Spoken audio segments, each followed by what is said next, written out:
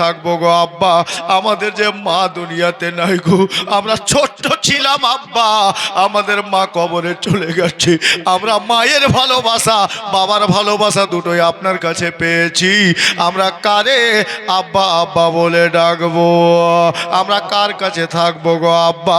ইমাম মুসলিম বলছেন বেটারে তোর চাচি আম্মা ফুফু আম্মা চাচা জান ফুফাতো ভাই চাচাতো ভাই অনেকে রইল রে বাবা, তোরা তোর চাচা জান তোর চাচি আম্মা তোর ফুফু আম্মাদের কাছে থাকলে আমাকে যেতে দে। অনেক করে বাচ্চা দুটো বুঝালো বাবা, ইমাম মুসলিম কোনো মতে বুঝ মারলেন না, এক কথাই বললেন বেটারে আমি তোমাদেরকে কোনো মতে নিয়ে যাব না। ইমাম মুসলিমের দুইটা বেটা নিচে নিচে কচি কচি বাচ্চা ভাইয়ে ভাইয়ে পরামর্শ করলেন কি জানেন, বলে ভাই রে আমার আব্বা আমাদের কথা রাখবেন না, আব্বার সঙ্গে যেতে আমরা পারবো না, তবে একটা কথা মনে পড়লো। কি কথা মনে পড়েছে ভাই? বলে মক্কাতে একটা লোক আছে, আমার আব্বা সমস্ত লোকের কথা ফেলে দিতে পারেন রে, তবে ওই লোকটার কথা ফেলতে পারবেন না। হারে উনি কে আছেন? বলে আব্বাকে একটু দাঁড় করিয়ে দাও, আমরা উনার কাছে যাব, উনাকে গিয়ে বলবো, উনি যদি বলে দেন আমরা দুই ভাই মা হারা ছেলে আব্বার সঙ্গে যেতে পারবো। ঠিক আছে ভাই তাই হোক। আব্বাকে বললো আব্বা একটু দাঁড়ান, নিয়ে যেন না, আপনি দাঁড়ান আমরা আসবো তারপর যাবেন। কোথায় যাবি রে? বলে একটু দাঁড়ান না, আমরা যাচ্ছি আর আসছি 2-4 মিনিট। দেখ বাবা তোর চাচা হুসাইনকে কথা দিয়েছি, দেরি করাস না, হ্যাঁ আমাকে অনেক দূর যেতে হবে। ঠিক আছে আব্বা দেরি করবো না, আপনি দাঁড়ান। নিয়ে যাবেন না? নিয়ে যেন না, আমরা আসবো তারপর চলে যেন। ঠিক আছে যা। বেটাদেরকে কথা দিয়ে ঘোড়ায় বসে আছেন ইমাম মুসলিম, আর বাচ্চা দুটি যাচ্ছে আর জিজ্ঞাসা করছে এক ভাইকে, আচ্ছা ভাই বলো তো কোথায় যাচ্ছি আমরা, কাকে বলবো, কার কাছে যাব? বলে ওটা অন্য কেউ নন রে, ওটা হলো মা ফাতেমার নয়নের তারা, হযরতে হযরত আলীর পিয়ারা, বিশ্ব নবীর দুলারা, ইমাম হাসনাইন ইমামে হুসাইনে পাক রাদিয়াল্লাহু তাআলা আনহু, ইমাম আলী আসগরের আব্বা জান, ইমাম আপনার কি বলে আলী আকবরের আব্বা জান। আমরা জানি রে ভাই আমার আব্বা সবার কথা ফেলে দিতে পারেন, তবে আমার চাচা হুসাইন যদি বলে দেয় তাহলে আমরা দুই ভাই আব্বার সঙ্গে যেতে পারবো, আব্বা চাচার কথা ফেলতে পারবেন না। চল তাহলে চল, তাড়াতাড়ি চল। গেলেন ইমাম হোসেনের ঘরের দরজায় গিয়ে আওয়াজ দিলেন, চাচা চাচা গো, চাচা যান। কচি কচি বাচ্চা, আর কি মধুর শব্দ, মধুর কণ্ঠস্বর। বাচ্চাদের কণ্ঠস্বর পেয়ে আমার হুসাইন চিন্তা করছে না, এত কচি কচি বাচ্চার গলা আমার ঘরের দরজায়, কে আছে দেখি। দরজাটা খুললেন, যেমনই দরজা খুলেছেন কচি কচি বাচ্চা চাচা জানকে সালাম দিলেন, ইমাম হুসাইনকে সালাম দিলেন, আমার হুসাইনে পাক সালাম কবুল করলেন। আরে বাবা তোরা কে রে? হ্যাঁ? বলে হুজুর আমরা হলাম আপনারই ভাতিজা, ইমাম হুসাইন ইমাম মুসলিমের দুই ছেলে আপনারই ভাতিজা। ও তোরা মুসলিমের দুটো ছেলে? জি হুজুর। তো আমার কাছে এই সকাল সকাল কি ব্যাপার বাবা? বলছে চাচা একটা দরকারে এসেছি, আপনাকে একটা কথা বলতে আসলাম। কি কথা বল? আমার হোসেন কত নরম দিলের মানুষ, বল কি কি কথা আছে বল। কচি কচি বাচ্চা 8 বছর 10 বছর বা 10 বছর 12 বছর। বলে চাচা আপনাকে কথা দিয়েছেন আমার আব্বা ইমাম মুসলিম এই মুহূর্তে ঘোড়ায় চেপে বসে আছেন, উনি যাচ্ছেন কুফাতে। হ্যাঁ বাবা যাচ্ছেন, ঠিক আছে, তাহলে তোরা কি করতে আমার কাছে আসলি? ইমাম মুসলিমকে কচি কচি বাচ্চা দুটি বলছেন, চাচা আমরা আব্বাকে অনেক করে বুঝালাম আব্বার সঙ্গে কুফাতে যাব, আব্বার সঙ্গে আমরাও যাব, কিন্তু আমাদের আব্বা আমাদের দুই ভাইকে নিয়ে যেতে রাজি হচ্ছে না। চাচা আব্বাকে থামিয়ে দিয়ে আপনার কাছে আসলাম। আমরা জানি গো চাচা আমার আব্বা সবার কথা ফেলে দিতে পারেন, কিন্তু আপনার কথা আমার আব্বা ফেলবেন না। আরে আমাকে কি করতে বলছিস বল?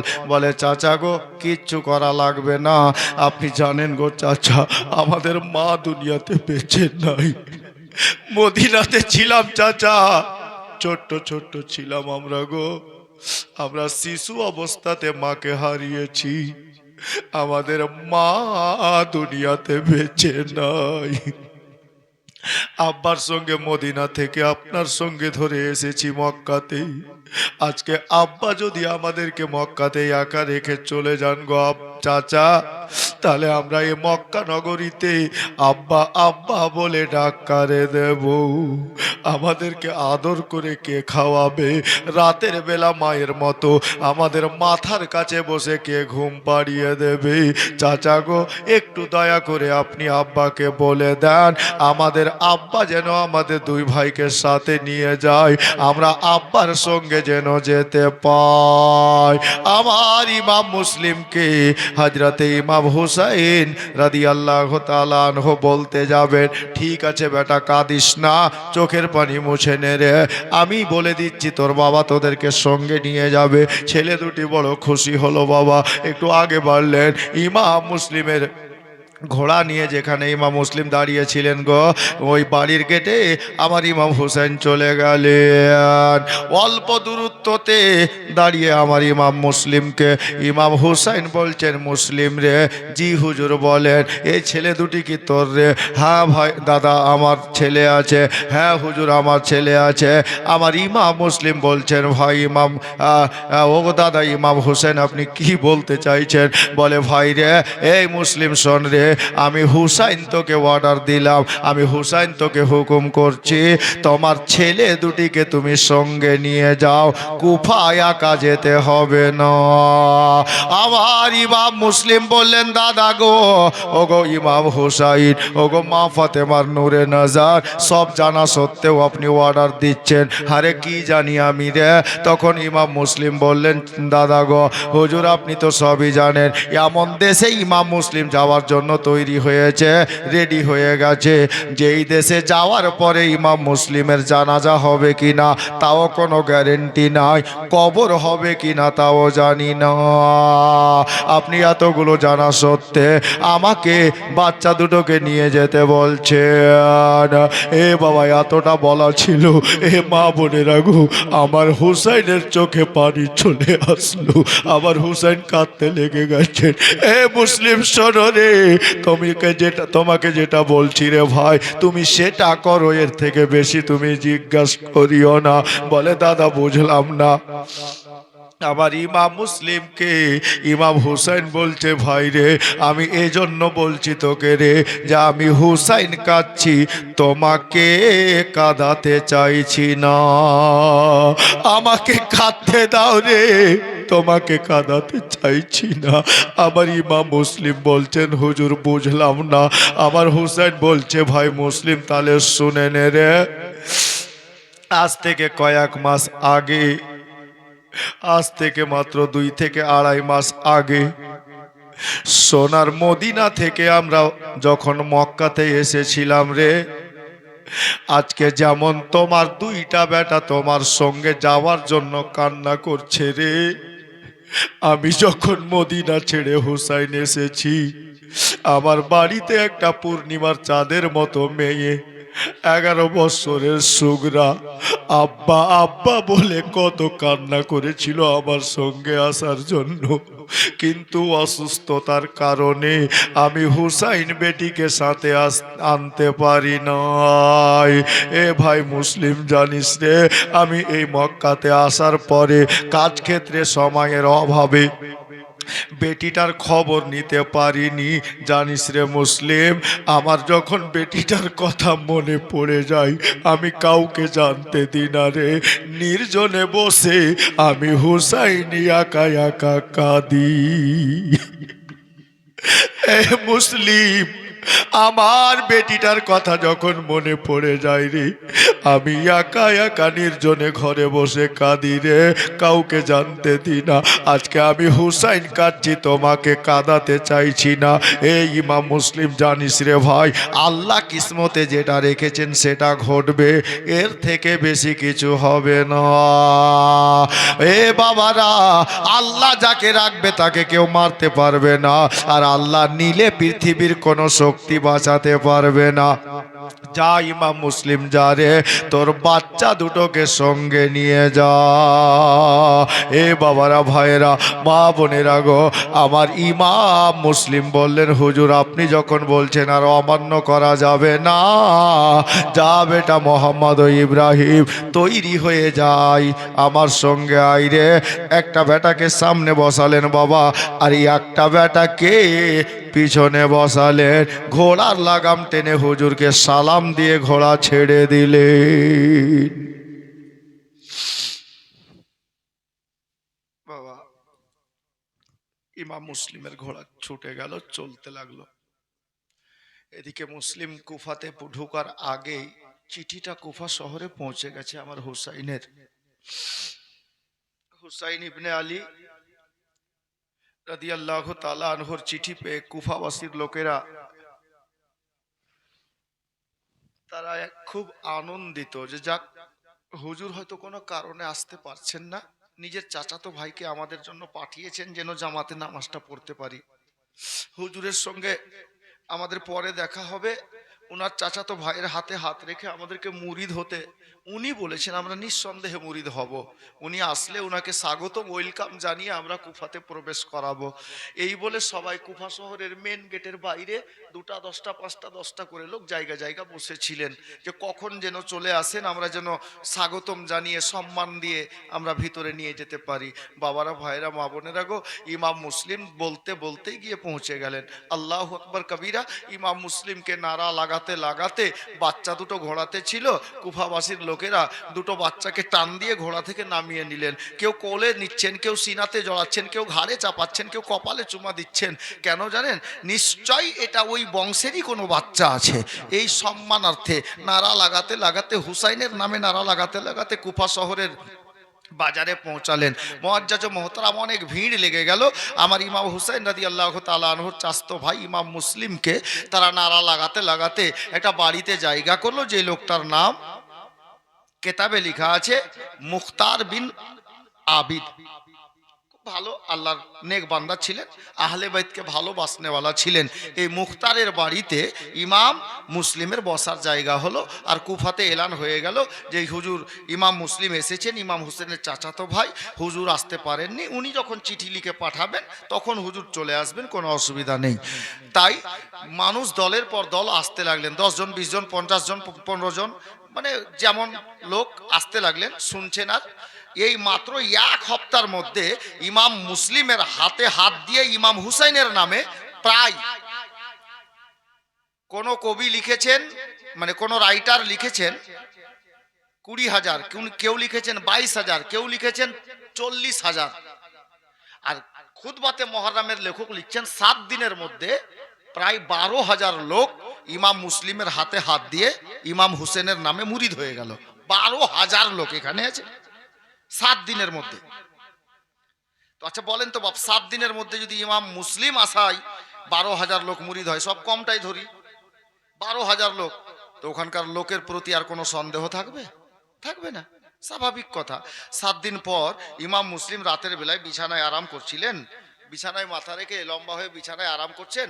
আর একটা কথা মনে পড়লো, ভাবছেন যে আল্লাহ, ইমাম হুসাইন না এসে আমি আশায় যদি 7 দিনে 12,000 লোক মুরিদ হয়, তো হুজুর ইমাম হুসাইন চলে আসলে কত হয়? কথা স্বাভাবিক। তাই উঠে বসে গেলেন, খাতা কলম বের করলেন আর চিঠি লিখতে লাগলেন। প্রথমে সালাম দিলেন, হুজুর আপনার দুয়ায় আল্লাহ আমাকে ভালো রেখেছেন, আশা করছি আল্লাহ আপনাকে ভালো রেখেছেন, আপনিও ভালো আছেন। তবে হুজুর জানেন, কুফাবাসীর লোকের ব্যাপারে আমরা যা প্রথমে শুনেছি, যা দেখেছি, ওইরকম আর নেই। এরা একেবারে পরিবর্তন হয়ে গেছে, চেঞ্জ হয়ে গেছে, এরা আর ধোঁকা দেয় না। হুজুর জানেন, আমি এই 7 দিনের মধ্যে আপনার নামে 12,000 লোককে মুরিদ করেছি। তো আমার যেরকম লাগছে হুজুর, আপনি চলে আসলে এরা কেউ বাকি থাকবে না, সবটা আপনার নামে মুরিদ হয়ে যাবে। তো হুজুর আপনি এই চিঠি পেয়ে আর দেরি করিয়েন না, তাড়াতাড়ি চলে আসিয়েন, কুফার লোক আসলেই ভালো হয়ে গেছে। চিঠি লিখে ইমাম মুসলিম পাঠিয়ে দিলেন, চিঠি চলে গেল। তো মেন মেন লোক যারা ছিলেন ওনারা জেনে গেলেন যে হ্যাঁ, ইমাম হুসাইনকে চিঠি ইমাম মুসলিম লিখে ডেকে নিলেন। এদিকে চিঠি চলে গেল, মক্কা যেতে দেন, চিঠি রাস্তায় আছে। আর একটা কথা মনে রাখবেন, যেখানে ধান হয়, ধান চাষ হয়, দেখবেন ধানের মধ্যে দুটাও পাতাম থাকে। জি, যেখানে ভালো লোক আছে ওখানে দেখবেন খোঁজ করে খারাপ লোকও দুই একটা থাকে, আছে সব এলাকাতে। তো মানুষ এটা গ্রাম্য একটা ভাষা বলে, ধানে পাতান হয়, আর সত্যি হয় ওই রকম। আলে নবীকে ভালোবাসনেওয়ালা যেখানে যেখানে আছে দেখবেন দুটা একটা পিপড়িং আলে নবীর দুশ্মন আছে। তো ওই কুফাতেও ছিল। দুটা লোক গভর্নর হাউসে গেল, গিয়ে বলছে, এই ওয়ালিদ, নওমান বিন বাসির, যিনি ইমাম হয়ে আছেন এজিদের তরফ থেকে, ওই লোকটা খুব ভালো লোক ছিলেন, কিন্তু ওই যে এজিদের তরফ থেকে গভর্নর, যার জন্য মানতে পারছে না ওরা। তো বলছে, এটা কি হচ্ছে কুফা শহরে? বলে কি হচ্ছে? জানেন, নওমান বিন বাসির সবই জানেন। বলে ইমাম হুসেনের চাচতো ভাই ইমাম হুসেনের নামে এসে এই 7 দিনের মধ্যে 10-12 হাজার লোকে মুরিদ করে নিয়েছে, আর আপনি চুপচাপ বসে দেখছেন, কিছু বলছেন না। এজিদ জানতে পারলে কি হবে? আপনি খাচ্ছেন এজিদের আর গুণ গাইছেন মা ফাতেমার বেটার, এটা তো স্পষ্ট বুঝতে পারা যাচ্ছে। আপনি কিছু বলছেন না কেন? এই লোকগুলোর বলাতে নওমান বিন বাসির একদিন খুতবা দিলেন, মানে বক্তব্য দিলেন মেম্বারে দাঁড়িয়ে, যে কুফার বাসির লোকেরা শোনো, তোমরা যা করছো এটা এজিদের মর্জির খেলাফ, এজিদের মনের বিরুদ্ধে। যদি এজিদ জানতে পারে তোমাদের অসুবিধা হতে পারে। এর থেকে বেশি কিছু বলতে পারলেন না। কেন পারলেন না? যে এই নওমান বিন বাসিরও আলে নবীকে ভালোবাসেন, যেহেতু পদ ওদিক থেকে আছে, কিন্তু ভালো আসলে বাসেন আলে নবীকে, নবী বংশের ফুলকে। এর থেকে বেশি আর লাভ কুসাই, মানে জবান থেকে আর কিছু বলতে পারলেন না, করতে পারলেন না। অবশেষে দেখলো যে না, এই নওমান বিন বাসিরকে গভর্নরকে বলে কোনো কাজ হচ্ছে না। এই আলে নবীর দুশ্মন যারা ছিল এজিদকে চিঠি লিখলো, হুজুর জানেন কুফার ঘটনা, কুফাতে যে লোকটাকে আপনি গভর্নর বানিয়ে রেখেছেন ও খাচ্ছে আপনার আর গুণ গাইছে মা ফাতেমার বেটার, নবীর নাতির। কুফা শহর মনে হয় আপনার হাত থেকে চলে যাবে। কেন জানেন? কুফাতে আর 7-8 দিন হলো ইমাম হুসাইনের চাচাতো ভাই এসেছে, আর আপনার বিরুদ্ধে হুসাইনের নামে মুরিদ করছে। আপনি তাড়াতাড়ি ব্যবস্থা নেন, আপনার গভর্নর যে লোকটা আছে, সিএম যাকে বানিয়েছেন, এ আপনার কাজ করে না, কুফা শহর আপনার হাত থেকে চলে যাবে। আমি এখানে অনেকটা শর্ট করলাম, ভিতরে অনেক কথা আছে, বা কম করে 1 ঘন্টা পেরিয়ে যাবে। আমি কিন্তু ওই বাচ্চাদের ঘটনায় যেতে পারবো না, যার জন্য কথা ছাড়ছি এখানে। আমি একটু বলে দিলাম, কারণ আমরা জীবনী শোনা লোক আছি। হাদিরা থেকে আমি অবশেষে চিঠি যখন ইয়াজিদের হাতে পৌঁছে গেল, ইয়াজিদ কিন্তু চিঠি দেখে তার মটকা গরম, সর্বনাশ, তাহলে কুফা আমার হাত থেকে গেল। তাড়াতাড়ি এমার্জেন্সি একটা মিটিং ডাকলো রাজপ্রসাদে। কি করলে কি করা যায়, মাথা কাজ করছে না। ওর মধ্যে থেকে একটা লোক বলে উঠলো, হুজুর, মানে ওরা ওদের মতের, এজিদের মতের, এজিদকে বলছে, হুজুর একটা লোকের কথা মনে পড়েছে, আমার মনে হচ্ছে ওই লোকটাকে পাঠালে ভালো হয়। কে রে? তো বলছে অমুক। বলে না, এটা চলবে না। আবার একটা লোক বলছে, হুজুর ওকে ছাড়েন, আমার একটা মনে পড়েছে। কে? বলে এই লোকটা। বলে ওটাও চলবে না। শেষে একটা লোক বলে উঠলো, হুজুর আমি বলছি শুনেন, আমার একটা মনে পড়েছে। কে? কে ওটা? বল দেখি। ওই লোকটা বলল, হুজুর লোকটা অন্য কেউ নয়, বুসরার গভর্নর, লোকটার নাম হলো ওবায়দুল্লাহ ইবনে জিয়াদ, জিয়াদের বেটা ওবায়দুল্লাহ। ওই লোকটাকে পাঠালে কুফা আপনার হাতে থাকবে, কোথাও যাবে না। আচ্ছা বল দেখি লোকটা কেমন? বলে হুজুর শুনবেন? হ্যাঁ বল। বলে লোকটা কেমন? তাহলে শুনেন। ওই লোকটা এত দুষ্ট আছে, এত খাতারনাক লোক আছে, দিন দুপুর বেলাতে রাস্তার মোড়ে বাজারের মধ্যে দাঁড়িয়ে জিন্দা লোককে ফেলে জবাই করে দিতে পারে, এত খাতারনাক লোক। ইয়াজিদ বলল, কাজ হয়েছে, তাড়াতাড়ি চিঠি লিখ বুসরাতে, যেন দেরি না করে। কিন্তু ইয়াজিদের কাছে যে চিঠিটা এসছিল কুফা থেকে, দামে আপনার কি বলে এজিদের আপনার কি বলে চাহানেওয়ালা লিখে পাঠিয়েছে। ওতে লিখেছে বলে, হুজুর যা ব্যবস্থা নেবেন তাড়াতাড়ি নিয়েন, কারণ ইমাম মুসলিম আবার ইমাম হোসেনকে চিঠি লিখে ডেকে নিয়েছে। ও যদি ঢুকে যায় আপনার ব্যবস্থা নেওয়ার আগে, তাহলে কুফা শহর আপনার হাত থেকে বেরিয়ে যাবে, আর থামতে পারবেন না। ইয়াজিদ বলল, তাড়াতাড়ি কর। বুসরার গভর্নরকে চিঠি লিখলো, চিঠি লিখে বলল, এ বুসরার গভর্নর ওবায়দুল্লাহ শোন, তোর কাজ হলো কুফা তাড়াতাড়ি যা, ওই বুসরা শহরের সিএমও তুমি থাকলা, আর কুফা শহরের সিএম তোমাকে নতুন করে বানিয়ে দিলাম, দুটা শহরের সিএম তুমি। হ্যাঁ, খুশি খুশি খুশি হবে না? হ্যাঁ, আপনি মেম্বার আছেন, আর যদি প্রধান বানিয়ে দেওয়া যায় তারও ভালো। অনুরূপ একটা শহরের মালিক ছিল, আর একটার বানিয়ে দিল, খুব খুশি। আরে ডবল পদ। তো ওই ওবায়দুল্লাহ ইবনে জিয়াদের কাছে চিঠি পৌঁছালো খুব তাড়াতাড়ি। চিঠি পেয়ে ওবায়দুল্লাহ ইবনে জিয়াদ খুশিতে, নিজের একটা ভাই ছিল যার নাম কেতাবে লেখা আছে ওসমান। ওসমান, তো দাদার ডাক পড়েছে, ভাই আসলো। হ্যাঁ দাদা বলেন। এই শোন, তোকে আর বাড়ি ঘরে কাজকর্ম করতে হবে না। কেন দাদা? বলে, আরে আল্লাহ যখন দায়িত্ব চতুর্দিক থেকে দেয়। এই কুফা শহরের মালিক, এই কি বলে, বুসরা শহরের মালিক তো আমরা আছি, আর আবার আমাদের বাদশাহ ইয়াজিদ আমাকে কুফা শহরের মালিক বানিয়ে দিয়েছে। তুই এখানে চেয়ারে বস, আর আমি চলে গেলাম কুফা। তো ইয়াজিদ আবার এটাও লিখে পাঠিয়েছে, এই ওবায়দুল্লাহ, দেরি করবি না, চিঠি পাওয়ার মাত্রেই তুই সৈন্য সামন্ত নিয়ে তাড়াতাড়ি কুফাতে যাবি। এই জন্য যে ইমাম হুসাইন আবার আসছে, চিঠি লিখে ডেকে পাঠিয়েছে, হুসাইনের ঢোকার আগে যেন তুই ঢুকে যাস, নচেত আবার কবজায় আনতে পারা যাবে না। ওবায়দুল্লাহ ইবনে জিয়াদ বড় চতুর চালাক লোক ছিল বাবা। ইবনে জিয়াদ কি করলো জানেন? ওই বুসরা শহরে নিজের ভাইকে চেয়ারে বসিয়ে দিয়ে সৈন্য সামন্তকে সঙ্গে নিল, আর বুসরা থেকে কাদসিয়াতে এলো। কাদসিয়াতে এসে সমস্ত সৈন্য বাহিনীকে ছেড়ে দিল, আর চালাকি করে বুদ্ধি করে বাবা 20-22টা লোককে নিজের সঙ্গে নিল, আর বলল বাকি সৈন্যকে তোরা অন্য রাস্তা দিয়ে আয় কুফাতে। আর এই লোকটা 20-22টা লোককে সঙ্গে নিল বাবা, আর চেহারাতে নেকাব দিয়ে দিল, পর্দা ঢেলে দিল, যেমন মেয়েরা বোরখা পরে মতো। কেন দিল জানেন? যেন চিনতে না পারে, কারণ ইবনে জিয়াদকে অনেকে চিনে নিলে আর ঢুকতে দেবে না। তাতে আবার বুদ্ধি বের করেছে, মক্কা থেকে যেটা হেজাজি রাস্তা কুফা শহরের দিকে গেছে, ওই রাস্তা দিয়ে 20-22টা লোককে সঙ্গে নিয়ে বাবা ঘোড়ায় বসে গিয়ে ওই রাস্তা ধরে কুফাতে যাচ্ছে। আর কুফা শহরের আশেপাশে গিয়ে একটু দেরি করে দিল, মনে জেনে যেন সন্ধ্যার পরে ঢুকবো, রাতের অন্ধকারে ঢুকবো, লোক চিনতে পারবে না।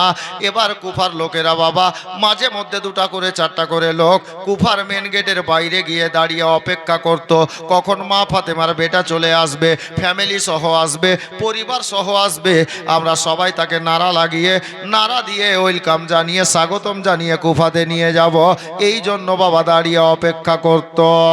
একদিন এমন চলে এলো, সন্ধ্যার পরে, মাগরিবের পরে বাবা, এশার আগে অন্ধকার হালকা হয়েছে, এহেন অবস্থায় দেখতে পাওয়া গেল 20-22টা ঘোড়া নিয়ে আপনার 20-22টা লোক মক্কার রাস্তা দিয়ে কুফা শহরের রাস্তা ধরে চলে আসছে। সবাই বুঝতে পারলো, হেজাজি লেবাস দেখে, মুখে পর্দা দেখে বুঝতে পেরে গেল নিশ্চয় মা ফাতেমার বেটা হুসাইন আছে, হুসাইনের আহলো আয়াল আছে। এই বলে হুসাইনের নামে সবাই নারা লাগাতে লাগলো। বাবারা, ভাইয়েরা, মা বোনেরা গো, ইমাম আপনার কি বলে মুসলিম কুফার মধ্যে আছেন, এদিকে ইমাম হুসাইনকে ভেবে এরা নারা লাগাতে লেগেছে। যখন কাফেলা কাছে চলে আসলো, সবাই সালাম জানাচ্ছে, আসসালামু আলাইকুম ইয়া ইবনে আলী, কিন্তু সালামের উত্তর শুনতে পাওয়া যাচ্ছে না। কিছু লোকের সন্দেহ হলো, আরে আমরা এত সালাম দিচ্ছি, লোক সবাই মিলে আমার মা ফাতেমার বেটা সালামের উত্তর কেন দিচ্ছেন না? যারা শিক্ষিত ব্যক্তি তারা বলল, পাগল জানিস, মক্কা থেকে কুফার দূরত্ব প্রায় 1200 কিলোমিটার প্লাস। এত লম্বা সফর করে হুজুর আসলেন, ক্লান্ত হয়ে আছেন, সালাম দেওয়ার হুকুম আছে, শুনিয়ে দাও, দেখিয়ে দাও, বুঝিয়ে দাও, যেন বুঝতে পারা যায় যে লোকটা আমাকে সালাম দিল। সালাম দেওয়া সুন্নাত, আর সালামের উত্তর দেওয়া হলো ওয়াজিব। উত্তর আসতে দিলে হবে, মনে মনে দিলেও হবে। হুজুর ক্লান্ত আছেন, উত্তর মনে মনে দিয়ে দিচ্ছেন, এতে কোনো মন্তব্য পেশ করা যাবে না। সবাই চুপ হয়ে গেল বাবা। হুসাইনের নামে নারা লাগাতে লাগাতে এবার কুফার মেন গেট পেরিয়ে কুফায় ঢুকে গেলেন।